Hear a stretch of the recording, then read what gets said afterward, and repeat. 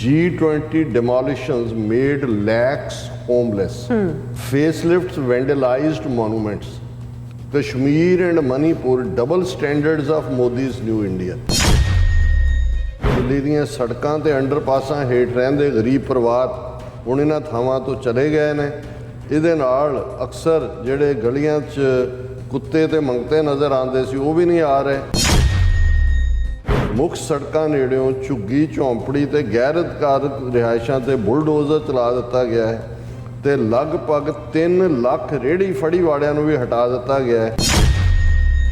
ਮੁੱਖ ਸਥਾਨਾਂ ਦੇ ਬਾਹਰ ਕਈ ਲੋਕ ਤੈਨਾਤ ਰਹਿਣਗੇ ਤੇ ਲੰਗੂਰਾਂ ਦੀਆਂ ਆਵਾਜ਼ਾਂ ਦਾ ਵੀ ਪ੍ਰਬੰਧ ਕੀਤਾ ਜਾਏਗਾ। ਮਾਡਲ ਤਾਂ ਲਾਏ ਨੇ, ਰਿਕਾਰਡ ਕਰਕੇ ਰੱਖੇ ਕਿ ਲੰਗੂਰ ਦੀ ਆਵਾਜ਼ ਸੁਣਾ ਕੇ, ਤਾਂ ਜੋ ਜਾਨਵਰ ਖਾਸ ਕਰਕੇ ਬਾਂਦਰ ਹਾਈ ਪ੍ਰੋਫਾਈਲ ਮਹਿਮਾਨਾਂ ਨੂੰ ਪਰੇਸ਼ਾਨ ਨਾ ਕਰਨ। ਬਸਤੀਆਂ ਨੂੰ ਸਫੇਦ ਤੇ ਹਰੇ ਪਰਦਿਆਂ ਨਾਲ ਢੱਕਿਆ ਗਿਆ। ਹੁਣ ਗਰੀਬਾਂ ਦੀਆਂ ਬਸਤੀਆਂ ਨੇ ਕਿ ਉਹਨਾਂ ਨੂੰ ਜਦੋਂ ਲੰਘਣਾ ਸੜਕ ਤੋਂ ਨਜ਼ਰ ਨਾ ਆਏ ਵੀ ਗੁਰਬਤ ਹੈ, ਉੱਥੇ ਹਰੇ ਤੇ ਚਿੱਟੇ ਪਰਦੇ ਲਾਏ ਗਏ ਨੇ। ਅੰਤਰਰਾਸ਼ਟਰੀ ਸਮਾਗਮ ਦੀ ਮੇਜ਼ਬਾਨੀ ਕਰਨ ਤੋਂ ਪਹਿਲਾਂ ਭਾਰਤ ਨੇ ਮਹਿਮਾਨਾਂ ਦੇ ਆਰਾਮ ਨੂੰ ਯਕੀਨੀ ਬਣਾਉਣ ਲਈ ਕਈ ਕਦਮ ਚੁੱਕੇ ਨੇ। ਇਸ ਜਿੱਥੇ ਡੇਂਗੂ ਆਦਿ ਬਿਮਾਰੀਆਂ ਦੀ ਰੋਕਥਾਮ ਲਈ ਯਤਨ ਕੀਤੇ ਗਏ ਨੇ, ਉੱਥੇ ਇਹੋ ਜਿਹੇ ਵੀਡੀਓਜ਼ ਦੀ ਗੱਲ ਵੀ ਕੀਤੀ ਹੈ ਜਿਨ੍ਹਾਂ ਵਿੱਚ ਆਵਾਰਾ ਕੁੱਤਿਆਂ ਨੂੰ ਬੇਰਹਿਮੀ ਨਾਲ ਘੜੀਸ ਕੇ ਮਾਰਿਆ ਜਾ ਰਿਹਾ ਹੈ।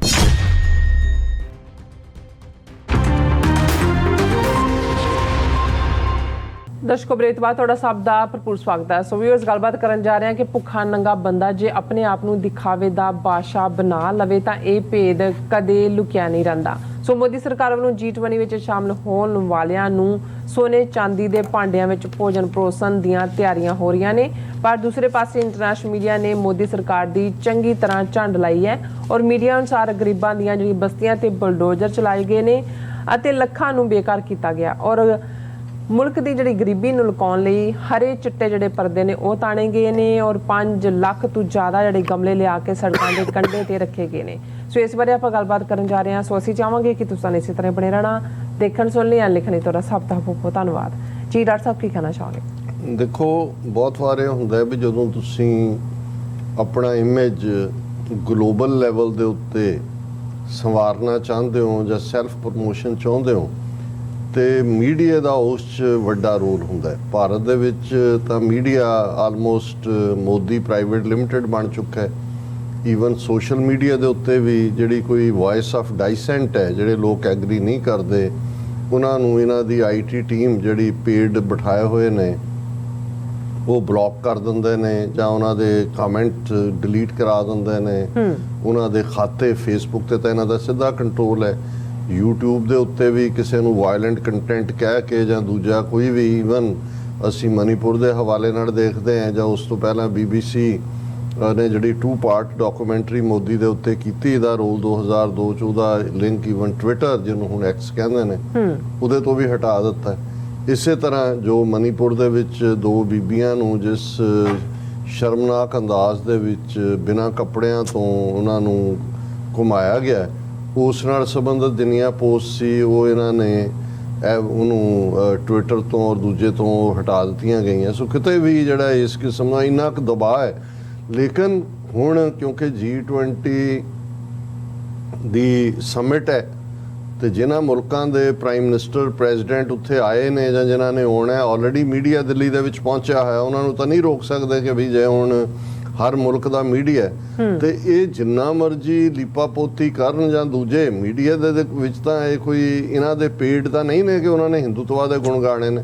ਮੀਡੀਆ ਵਾਲੇ ਤਾਂ ਖੱਬੇ ਸੱਜੇ ਘੁੰਮ ਕੇ ਉਹਨਾਂ ਦਾ ਤਾਂ ਕੰਮ ਹੁੰਦਾ ਵੀ ਉਹ ਇਨਵੈਸਟੀਗੇਟਿਵ ਸਟੋਰੀ ਕਰਕੇ ਲਿਆਣ, ਕੋਈ ਐਸੀ ਗੱਲ ਜਿਹੜੀ ਸਾਹਮਣੇ ਨਹੀਂ ਹੈ।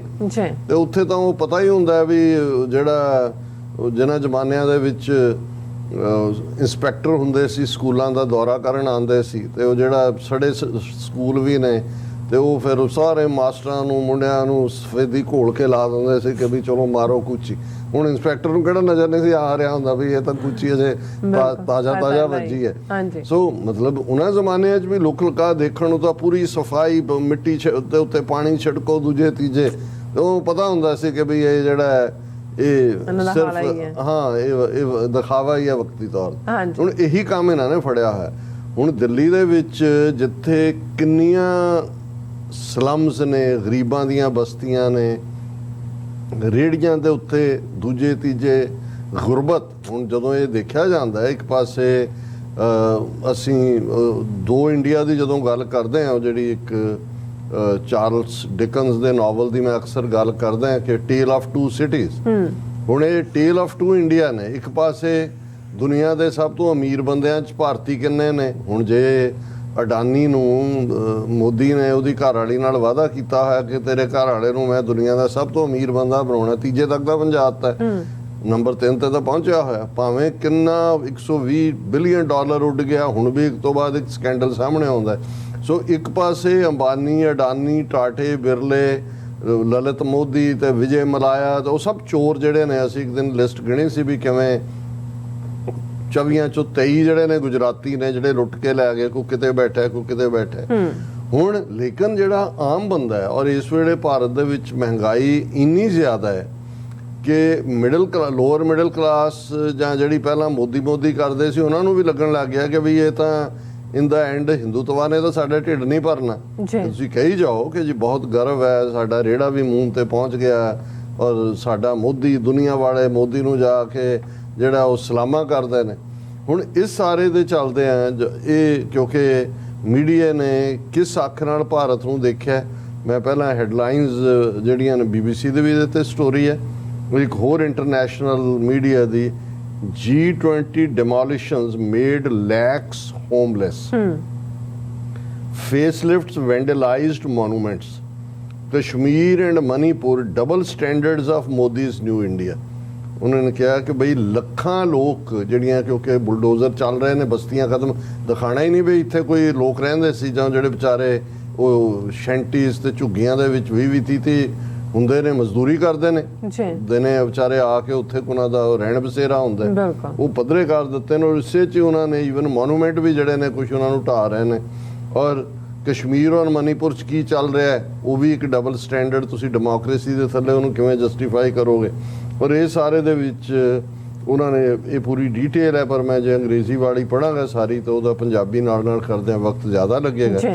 ਸੋ ਮੈਂ ਜਿਹੜੀ ਮੀਡੀਆ ਨੇ, BBC ਦੀ ਜਿਹੜੀ ਸਰਵਿਸ ਹੈ, ਉਹਨਾਂ ਨੇ ਹੈਡਲਾਈਨ ਦਿੱਤੀ ਹੈ G20 ਦਿੱਲੀ ਦੀਆਂ ਬਸਤੀਆਂ, ਮੰਗਤਿਆਂ ਤੇ ਅਵਾਰਾ ਕੁੱਤਿਆਂ ਬਾਰੇ ਕੀ ਲਿਖ ਰਿਹਾ ਹੈ ਵਿਦੇਸ਼ੀ ਮੀਡੀਆ। ਹੁਣ ਉੱਥੇ ਹਾਲ ਕੋਈ ਬਾਂਦਰ ਬੜੇ ਨੇ, ਉਹਨੂੰ ਕਿਹਾ ਜੀ ਬਾਂਦਰ ਕੋ ਕਿਸੇ ਦਾ ਹੈਟ ਖੋ ਕੇ ਲੈ ਜਾਏਗਾ, ਕਿਸੇ ਦਾ ਦੂਜਾ। ਉਹਨਾਂ ਨੇ ਦਿੱਲੀ ਦੀਆਂ ਸੜਕਾਂ ਤੇ ਵੱਡੇ ਲੰਗੂਰਾਂ ਦੇ ਮਾਡਲ ਬਣਾ ਕੇ ਲਾਏ ਨੇ। ਲੰਗੂਰ ਤੋਂ ਬਾਂਦਰ ਡਰਦਾ, ਉਹ ਸ਼ਕਲਾਂ ਹੀ ਐਂ ਲੱਗ ਰਹੀਆਂ ਨੇ, ਵਾਕਈ ਲੱਗਦਾ ਅਸਲੀ ਲੰਗੂਰ ਹੈ, ਤੇ ਲੋਕ ਉਹਦੇ ਨਾਲ ਖਲੋ ਕੇ ਸੈਲਫੀ ਵੀ ਖਿਚਾ ਰਹੇ ਨੇ। ਉਹਨੂੰ ਕਿਹਾ ਜੀ ਇਹ ਲੰਗੂਰ ਨੇ ਬਾਂਦਰਾਂ ਨੂੰ ਦੌੜਾਉਣ ਲਈ। ਤੇ ਅਦਰਵਾਈਜ਼ ਹੁਣ ਮੰਗਤੇ ਦੂਜੇ ਤੀਜੇ ਪਹਿਲਾਂ ਹੀ ਧੂ ਕੇ ਉਹਨਾਂ ਨੂੰ, ਕੁੱਤੇ ਦਿੱਲੀ ਦੀਆਂ ਸੜਕਾਂ ਦੇ, ਉਹ ਕਹਿੰਦੇ ਪਤਾ ਨਹੀਂ ਕਿੰਨੇ ਕੁੱਤੇ ਮਾਰਤੇ ਇਕੱਠੇ ਕਰ। ਹੁਣ ਜਿਹੜੇ ਕੁੱਤਿਆਂ ਵਾਲੇ ਨੇ, ਐਨੀਮਲ ਲਵਰਸ, ਉਹ ਆਪਣੀਆਂ ਕਹਾਣੀਆਂ ਲਿਖ ਰਹੇ ਨੇ। ਪਰ ਇਸ ਨੇ ਜਿਹੜਾ ਇਸ ਦੀ ਉਹਨਾਂ ਨੇ ਕਿਹਾ ਜੀ ਜਿਹੜਾ ਇਹ G20 ਮੀਟ ਹੈ, ਇਹਦਾ ਥੀਮ ਤਾਂ ਰੱਖਿਆ ਕਿ ਵਾਸੁਦੇਵਾ ਕੁਟੰਬਕ, ਜਿਹਦਾ ਮਤਲਬ ਹੈ ਕਿ ਇੱਕ ਧਰਤੀ, ਇੱਕ ਪਰਿਵਾਰ ਤੇ ਇੱਕ ਭਵਿੱਖ। ਇਹ ਸੰਸਕ੍ਰਿਤ ਦਾ ਲਫ਼ਜ਼ ਹੈ। ਪਰ ਉਹਨਾਂ ਕਿਹਾ ਵੀ ਚੱਲ ਕੀ ਰਿਹਾ ਕਿ ਵੀ ਇਸ ਵੇਲੇ ਇੱਕ ਹੈਡਲਾਈਨ ਫਿਰ ਸਬ ਹੈਡਿੰਗ ਦਿੱਤਾ ਹੈ। ਔਰ ਗਾਰਡੀਅਨ ਪ੍ਰੋਮੀਨੈਂਟ ਅਖਬਾਰ ਹੈ UK ਦਾ, ਉਹਨੇ ਕਿਹਾ ਕਿ ਲਗਭਗ 3 ਲੱਖ ਰੇਹੜੀ ਫੜੀ ਵਾਲਿਆਂ ਨੂੰ ਹਟਾਇਆ। 3 ਲੱਖ। ਹੁਣ ਸਾਰੇ ਜਿਹੜੇ ਨੇ, ਦਿੱਲੀ ਦੀ ਆਬਾਦੀ ਵੀ ਤਾਂ ਮੇਰਾ ਖਿਆਲ ਹੈ 8-9 ਮਿਲੀਅਨ ਹੋਣੀ ਹੈ, ਕਰੋੜ ਦੇ ਨੇੜੇ ਤੇੜੇ ਹੀ ਹੋਣੀ ਹੈ, ਮੇਬੀ ਜ਼ਿਆਦਾ ਵੀ ਹੋ ਸਕਦੀ ਹੈ। ਔਰ ਉਹਦੇ 'ਚ ਉਹਨਾਂ ਨੇ ਕਿਹਾ ਵੀ, ਗਾਰਡੀਅਨ ਨੇ ਆਪਣੀ ਰਿਪੋਰਟ 'ਚ ਲਿਖਿਆ ਕਿ ਦਿੱਲੀ ਦੀਆਂ ਸੜਕਾਂ ਤੇ ਅੰਡਰਪਾਸਾਂ ਹੇਠ ਰਹਿੰਦੇ ਗਰੀਬ ਪਰਿਵਾਰ ਹੁਣ ਇਹਨਾਂ ਥਾਵਾਂ ਤੋਂ ਚਲੇ ਗਏ ਨੇ। ਇਹਦੇ ਨਾਲ ਅਕਸਰ ਜਿਹੜੇ ਗਲੀਆਂ 'ਚ ਕੁੱਤੇ ਤੇ ਮੰਗਤੇ ਨਜ਼ਰ ਆਉਂਦੇ ਸੀ, ਉਹ ਵੀ ਨਹੀਂ ਆ ਰਹੇ।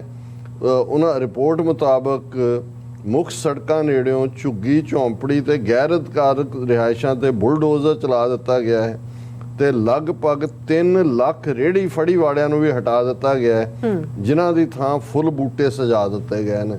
ਕਿ ਭਾਈ ਇਹ ਸਾਡਾ ਖਬਰ ਇਹ ਵੀ ਹੈ ਕਿ ਵੀ ਜਿਹੜਾ ਮੁੱਖ ਸਥਾਨਾਂ ਦੇ ਬਾਹਰ ਕਈ ਲੋਕ ਤੈਨਾਤ ਰਹਿਣਗੇ, ਤੇ ਲੰਗੂਰਾਂ ਦੀਆਂ ਆਵਾਜ਼ਾਂ ਦਾ ਵੀ ਪ੍ਰਬੰਧ ਕੀਤਾ ਜਾਏਗਾ। ਮਾਡਲ ਤਾਂ ਲਾਏ ਨੇ, ਰਿਕਾਰਡ ਕਰਕੇ ਰੱਖੇ ਕਿ ਲੰਗੂਰ ਦੀ ਆਵਾਜ਼ ਸੁਣਾ ਕੇ, ਤਾਂ ਜੋ ਜਾਨਵਰ, ਖਾਸ ਕਰਕੇ ਬਾਂਦਰ, ਹਾਈ ਪ੍ਰੋਫਾਈਲ ਮਹਿਮਾਨਾਂ ਨੂੰ ਪਰੇਸ਼ਾਨ ਨਾ ਕਰਨ। ਫਿਰ ਹੁਣ ਨਿਊਯਾਰਕ ਟਾਈਮਸ, ਅਮਰੀਕਾ ਦੀ ਵੱਡੀ ਅਖਬਾਰ, ਉਹਨੇ ਕਿਹਾ ਬਸਤੀਆਂ ਨੂੰ ਸਫੇਦ ਤੇ ਹਰੇ ਪਰਦਿਆਂ ਨਾਲ ਢੱਕਿਆ ਗਿਆ। ਹੁਣ ਗਰੀਬਾਂ ਦੀਆਂ ਬਸਤੀਆਂ ਨੇ ਕਿ ਉਹਨਾਂ ਨੂੰ ਜਦੋਂ ਲੰਘਣਾ ਸੜਕ ਤੋਂ ਨਜ਼ਰ ਨਾ ਆਏ ਵੀ ਗੁਰਬਤ ਹੈ, ਉੱਥੇ ਹਰੇ ਤੇ ਚਿੱਟੇ ਪਰਦੇ ਲਾਏ ਗਏ ਨੇ। ਔਰ ਉਹਨੇ ਕਿਹਾ ਜੀ, ਨਿਊਯਾਰਕ ਟਾਈਮ ਲਿਖਦਾ ਹੈ ਕਿ ਅੰਤਰਰਾਸ਼ਟਰੀ ਸਮਾਗਮ ਦੀ ਮੇਜ਼ਬਾਨੀ ਕਰਨ ਤੋਂ ਪਹਿਲਾਂ ਭਾਰਤ ਨੇ ਮਹਿਮਾਨਾਂ ਦੇ ਆਰਾਮ ਨੂੰ ਯਕੀਨੀ ਬਣਾਉਣ ਲਈ ਕਈ ਕਦਮ ਚੁੱਕੇ ਨੇ। ਇਸ ਜਿੱਥੇ ਡੇਂਗੂ ਆਦਿ ਬਿਮਾਰੀਆਂ ਦੀ ਰੋਕਥਾਮ ਲਈ ਯਤਨ ਕੀਤੇ ਗਏ ਨੇ, ਉੱਥੇ ਇਹੋ ਜਿਹੇ ਵੀਡੀਓਜ਼ ਦੀ ਗੱਲ ਵੀ ਕੀਤੀ ਹੈ ਜਿਨ੍ਹਾਂ ਵਿੱਚ ਆਵਾਰਾ ਕੁੱਤਿਆਂ ਨੂੰ ਬੇਰਹਿਮੀ ਨਾਲ ਘੜੀਸ ਕੇ ਮਾਰਿਆ ਜਾ ਰਿਹਾ ਹੈ। ਹੁਣ ਮੀਡੀਆ ਦੇਖ ਰਿਹਾ, ਉਹਨਾਂ ਨੂੰ ਕੈਮਰਿਆਂ 'ਚ ਬੰਦ ਕਰ ਰਹੇ ਹੋਣੇ ਨੇ।